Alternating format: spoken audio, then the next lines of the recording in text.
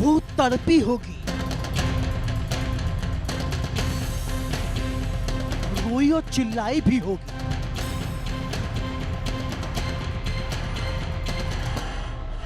लेकिन दरिंदा नहीं माना।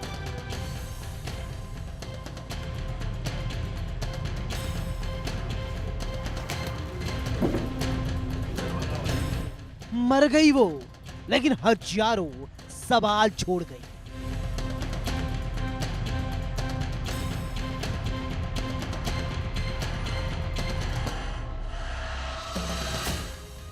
मम्मी पापा माफ कर देना। ढूंढना हो तो गांव के झोड़ में ढूंढ लेना।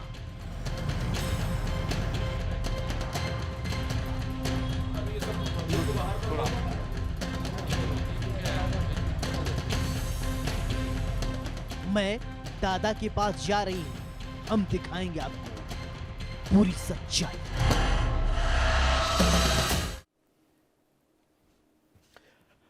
नमस्कार, मैं हूं सौरभ त्रिपाठी, आप देख रहे हैं सलाखी।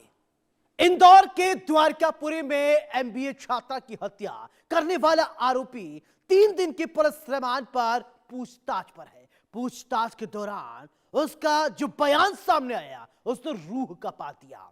युवती के साथ की गई प्रताड़ना को सुनकर महिला पुलिसकर्मी भी रिपोर्ट लिखते हुए रोने लगी। जांच में सामने आया, आरोपी करीब 2.5 घंटे तक कमरे में रहा। घर के पास लगे सीसीटीवी कैमरे में उसका आना जाना रिकॉर्ड हुआ। पुलिस के अनुसार उसने वारदात को सुनियोजित तरीके से अंजाम दिया। बताया जा रहा है, घटना से पहले उसने सेक्स पावर बढ़ाने की टैबलेट ली। छात्रा ने अस्वस्थ होने के कारण संबंध बनाने से इनकार किया, लेकिन आरोपी जबरदस्ती संबंध बनाया। देखिए हैवानियत की ऐसी कहानी कि आपकी रूह कांप जाएगी। गिफ्ट देने के बहाने हाथ पांव बांधे, फिर गला घोटा। हैवानियत सुनकर महिला एसआई रो पड़ी। इंसानियत शर्मसार, पहले दुष्कर्म फिर मार डाला। छात्रा के साथ हैवानियत की सारी हदें पार। जबरदस्ती बनाए थे शारीरिक संबंध। हत्या के बाद शव के साथ दरिंदगी। निर्वस्त्र अवस्था में छात्रा को छोड़कर फरार हुआ आरोपी। देश के सबसे स्वच्छ शहर इंदौर से एक रूह कपा देने वाली खबर आई। आपकी टीवी स्क्रीन पर दिख रही तस्वीर इंदौर से, जहां एक छात्रा के साथ हैवानियत की सारी हदें पार कर दी गई। चलिए आपको पूरी कहानी विस्तार से बताते हैं, समझाते हैं, दिखाते हैं। इंदौर के द्वारकापुरी में एमबीए छात्रा की हत्या करने वाला आरोपी 3 दिन के पुलिस रिमांड पर है।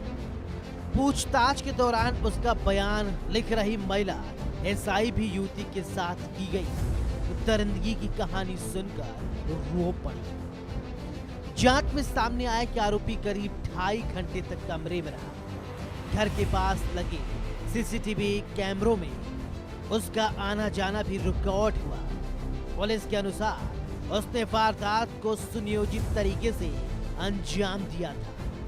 बताया जा रहा है, घटना से पहले उसने सेक्स पावर बढ़ाने की टैबलेट भी खाई थी। छात्रा ने अस्वस्थ होने के कारण संबंध बनाने से मना किया, लेकिन आरोपी जबरदस्ती संबंध बनाया। हत्या के बाद भी वह कमरे में रुका रहा और बियर पीने के बाद शव के साथ दरिंदगी की। सोचिए ये कितना बड़ा हैवान है, सोचिए ये कितना बड़ा दरिंदा है, सोचिए ये इंसान के नाम पर राक्षस है। छात्रा की हत्या के बाद शव से दरिंदगी की। द्वारकापुरी पुलिस ने आरोपी पीयूष धामनोतिया से पूछताछ की। आरोपी एमबीए छात्रा की हत्या और चरित्र को लेकर बार बार बयान बदलता रहा। घटनास्थल के सीसीटीवी फुटेज में वो छात्रा के साथ आते और हत्या के बाद बैग लेकर जाते दिखाई दे रहा है। पुलिस के अनुसार आरोपी ने सुनियोजित तरीके से वारदात को अंजाम दिया। उस बेसिकली तो ये मर्डर था द्वारकापुरी की अंकल गली में। इसमें जो हमारा प्राइम सस्पेक्ट था पीयूष धामनोदिया, उनको मुंबई से गिरफ्तार किया गया था और 3 दिन की पुलिस रिमांड पे वो अभी द्वारकापुरी थाने पे। जब उसमें विस्तृत पूछताछ की गई तो उन्होंने ये बताया कि वो रिलेशनशिप में थे लगभग 1 साल से लड़की के साथ में, और जो है उसके घर वाले शादी के लिए तैयार नहीं थे। तो उसी को लेके इनका लड़की से लगातार विवाद हो रहा था। उनने अपनी पूछताछ में बताया कि उस घटना को ये अपनी रिलेशनशिप को सॉर्ट आउट करने के लिए घर गए थे, और उसी के बाद इनके आपस में संबंध भी बने। संबंध बनने के बाद इनकी आपस में कुछ कहा-सुनी हुई, और जिसके चलते उनने लड़की का गला घोंट दिया था। गला घोंटने के बाद ये उसी दिन रात को ट्रेन से पनवेल मुंबई चले गए थे, और फिर वहां पे एक दिन ये होटल में रुके। अगले दिन लोकल ट्रेन पकड़ के फिर ये बॉम्बे गए, और वहां पे ये, जैसा कि पहले भी बताया गया था, कि मेट्रो में घूमते फिरते रहे। और उसके बाद इन्हें लड़की का मोबाइल भी वहीं तोड़ दिया था, एविडेंस डिस्ट्रॉय करने की कोशिश की थी, और फिर उसके बाद मुंबई पुलिस की मदद से इंदौर पुलिस ने इनको हिरासत में लिया था। संबंधित भी कुछ मामला सामने आया है कि आत्मा से बात करने का प्रयास नहीं किया। जब पुलिस वहां गई पनवेल में, तो वहां पे एक ऐसा स्थल मिला जहां पे इन्हें कुछ तंत्र क्रिया करने का प्रयास किया था, और इस टाइप की चीजें की थी, जिससे थोड़ा सा ये प्रतीत होता है कि ये मेंटली घटना के बाद अनस्टेबल हो गए थे, और फिर इनने आत्मा आत्माओं से भी बात करने की कोशिश की, और वो लड़की से इस माध्यम से बात करना चाह रहे थे। सर कुछ मोबाइल में एक व्यक्ति देख लिया था किसी सेटिंग में, तो उसको लेकर भी शंका थी युवती पर हुआ। युवक ने ऐसा बताया अपने बयान में कि जो इनकी गर्लफ्रेंड थी वो किसी और से भी बातचीत करती थी ऐप के माध्यम से, तो इस वजह से भी शंका हुई, और जिसके कारण ये घटनाक्रम हुआ। सर मुख्य कारण क्या रहा इस पूरा घटना का? क्या मुख्य कारण सामने आया अब तक? जो अलग-अलग इसमें जैसा कि मैंने बताया, मुख्य कारण तो एक शादी का दबाव बनाना, एक वो कारण तो था ही। उसके अलावा जो है लड़की भी दबाव बना रही थी, और इनके पेरेंट्स भी सपोर्ट नहीं कर रहे थे, साइकोलॉजिकल स्ट्रेस में थे। और फिर बाद में थोड़ा सा इनके लड़की से भी इश्यूज हुए, क्योंकि लड़की कुछ और लोगों से भी बातचीत करती थी, जिसको लेके इनसिक्योर हो रहा था आरोपी। तो आरोपी ने उस इनसिक्योरिटी के चलते और इस दबाव के चलते पूरा घटनाक्रम कारित किया। योजना बना रही थी अभी ऐसी ऐसी कोई प्रमाणिकता नहीं है कि 15 दिन पहले योजना बनाई थी, बट जैसा कि मैंने बताया कि उस दिन ये लोग गए और वो थोड़ा सा फ्रस्ट्रेटेड था, तो वो उसी के चलते उसने घटनाक्रम कारित किया। हाँ, नशे की बात यह है कि जब इसने हत्या की उसके बाद इसने वहां पे नशा किया, और वो कुछ समय तक लाश के साथ वहां पे बैठा रहा, और उसके बाद फिर वो फाइनली नशा करने के बाद वहां से ताला बंद करके चला गया था। सेंटीमेंट भी हुए थे ये लोग उसी फ्लैट पर। हाँ, उसी फ्लैट में जो जो जैसा आरोपी द्वारा बताया गया कि इसके द्वारा जो है अपनी गर्लफ्रेंड के साथ संबंध बनाए गए थे। हाथ तेज मारने के बाद हत्या के बाद हाँ, जो बात सामने आई है ये भी मतलब प्रमाणित होती है, क्योंकि वहां पे कई सारे रस्सियों के टुकड़े थे, और 2-3 टुकड़े थे, तो जिससे ये प्रतीत होता है कि संभवतः हो सकता है हाथ पैर बांधे गए हो लड़की के। क्लासमेट के साथ बर्थडे पार्टी। 10 फरवरी से लापता थी युवती। घर से निकली लेकिन वापस नहीं आई। दोस्त के बर्थडे पार्टी कहकर घर से निकली। छात्रा ने कहा रात 11 बजे तक लौट आएगी, लेकिन नहीं आई। मोबाइल भी बंद हो गया। मोबाइल से भेजा था चौंकाने वाला मैसेज। 11 आपत्तिजनक वीडियो किए थे वायरल। बताया जा रहा है आरोपी ने छात्रा पर संबंध बनाने का दबाव बनाया। छात्रा ने ये कहते हुए मिन्नतें की कि उसकी तबीयत ठीक नहीं है, उसे बख्श दिया जाए, लेकिन दरिंदा नहीं माना। छात्रा की तबीयत ठीक नहीं होने पर बार बार इनकार किए जाने के बाद फिर भी वो दरिंदा नहीं माना। आरोपी ने जबरन संबंध बनाया। घटना के बाद उसने छात्रा के हाथ पांव बांध दिए और ये कहकर आंखों पर पट्टी बांधी वह उसे कोई गिफ्ट देना चाहता है। छात्रा के मना करने पर भी उसके मुंह में कपड़ा ठूस दिया और उसके सीने पर बैठकर गला दबाया, जिससे वो बेहोश हो गई। आरोपी को जब लगा कि छात्रा की सांसें रुक गई, इसके बाद उसने चाकू से उसके सीने के पास वार किए, जिसमें चाकू टूट गया। कुछ देर तक वह मौके पर ही बैठा रहा। इसके बाद वह फूटी कोठी क्षेत्र की शराब दुकान से बियर लेकर लौटा और शराब पीकर पास में ही बैठा रहा।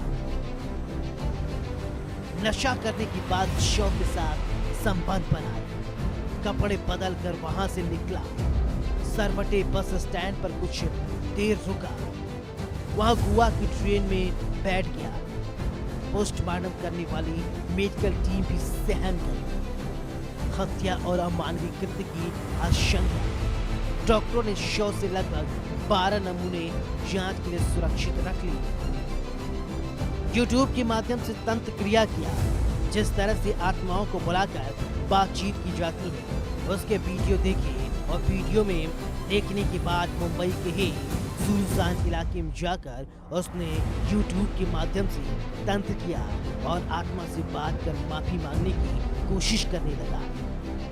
फिलहाल इस पूरे मामले पुलिस ने आरोपी को महाराष्ट्र से गिरफ्तार कर लिया और पूछताछ के दौरान आरोपी पीयूष ने पुलिस को ये भी जानकारी दी कि वह युवती से शादी करना चाहता है, लेकिन युवती शादी की बात को टाल देती थी और वह रिश्ता भी तोड़ना चाहती थी, जिसके चलते उसे बातचीत करने के लिए रूम पर बुलाया और वहां पर जब दोनों बैठकर बातचीत करने लगे, इस दौरान युवती के मोबाइल फोन पर एक बैटिंग चैटिंग ऐप देखा और इसके बाद युवक को लगा ये युवती किसी दूसरे युवक से बातचीत करती है।